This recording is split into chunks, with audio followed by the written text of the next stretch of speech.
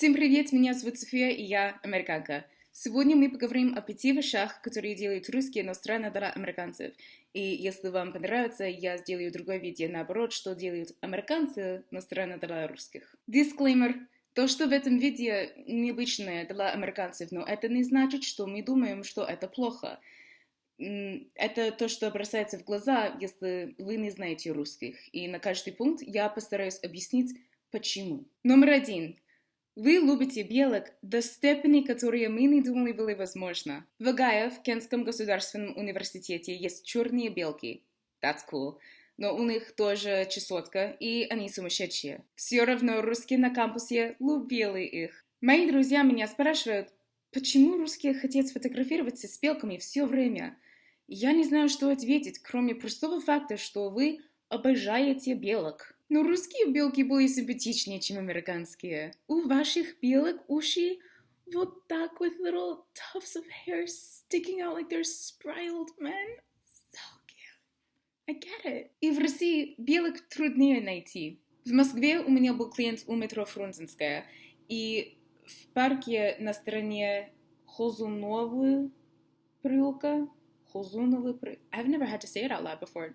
I don't know. В парке была клетка с обычными белками, на которых русские всех возрастов с удовольствием стояли и смотрели. Даже я начала это делать.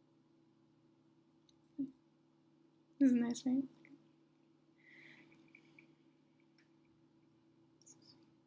I really hope I was talking about squirrels this whole time and not protein, you know, because it's a slippery slope. I get those confused. If you're watching, I meant squirrels. Номер 2. Ваше выражение лица, когда вы активно ничем не занимаетесь. Пока вы думаете, что у нас пластическая улыбка, американцам кажется, что вам постоянно грустно или что вы расстроены. Но на самом деле у вас просто невозмутимый вид, когда на улице или в метро. I used to be really good at it, I thought. У вас прекрасный баланс скуки, безразличия, гнева и печали.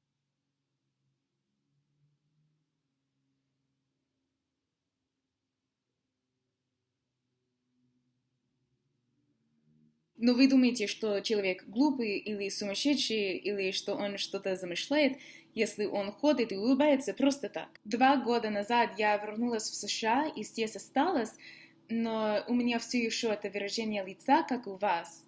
Но это потому, что я знаю, какой эффект это имеет на людей, и как интровертка я не хочу, чтобы они подходили ко мне. Но если кто-то гуляет с собакой, и я хочу гладить ее, я 100% улыбаюсь на собаку каждый раз. Невозможно не улыбаться на собаку. Unless it's like a really small, ugly dog. Но if it's a good dog, 100%. Dogs are like my squirrels. If that helps. Номер 3. Кажется, что в русской еде во всем есть сметана, картошка и укроп, и особенно майонез. И вы все маринуете. Ничто не защищено от маринования. В США у нас мексиканские, французские, японские, арабские и другие рестораны, но я только видела русский ресторан пару раз в моей жизни.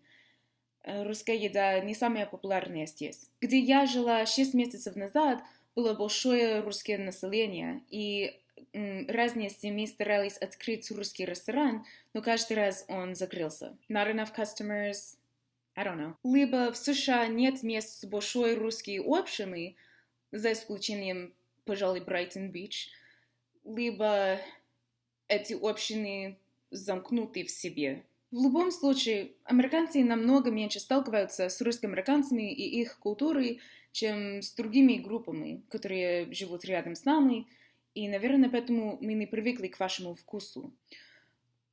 You guys, I just had an idea. У меня только что появилась идея. Окей. Как вы думаете, если я делаю видеоролики с подругой и с другом, то есть мы с друзьями, где мы готовим русскую еду, которую мы не знаем, и в конце, конечно, мы попробуем то, что мы только что приготовили. It'll be like bringing a new cultural experience to the people. How exciting! Но это тоже зависит от того, что если мы приготовила хорошо. Кто знает? Кто знает? But it could be fun though, but you know, only if you want it to be. But, если вам нравится идея, пожалуйста, I'm just so excited. Пожалуйста, напишите мне в комментарии, какие блоги вы хотите видеть. Что-то simple, пожалуйста, что-то не слишком трудное. И рецепты. И... this could be good. Надо ждать. How do you say this? Надо ждать когда у меня будет хорошая камера, и которая может двигаться на кухне. I don't know how to... But it's an idea, and we can start working with it. Dream big plans. But that's only if you like it. So we could not do it if you're not interested, but we could though. We could. Номер 4.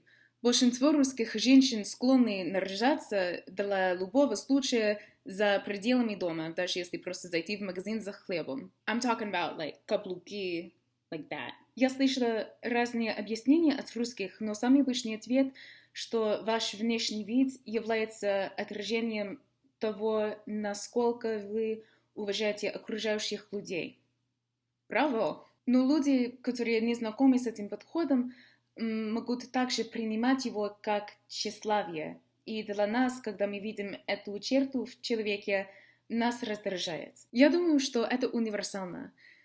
Но I could be wrong. But like, я, например, если я вижу мужчину, и я думаю, ой, он такой красивый, приветик. А тогда становится ясно, что он знает, что он красивый, и он тоже так думает, и он знает, что он привлекателен, и он все время думает о том, как он выглядит. Его тщеславие немедленно стирает любое желание, которое у меня было раньше, познакомиться с ним. Но есть очень красивые люди, которые не основывают свою личность на своей красоте. Так что это тонкая грань. И у русских женщин репутация как самые красивые женщины в мире, может быть, потому что они заботятся о себе. Это хорошо. Надо же. На крайнем конце этого спектра есть некоторые американцы, которые отправятся в магазин или даже на урок в пижамах и не потрудятся расчесывать волосы. Далеко не все, конечно. Но я ничего не понимаю. Номер 5. Длинные, сложные тосты. I personally love this one.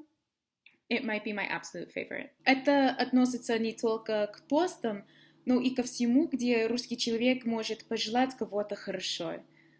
У всех вас есть одни из самых вдумчивых, покоряющих, личных и искренних пожеланий любого, с кем я когда-либо отмечала праздник или особый случай.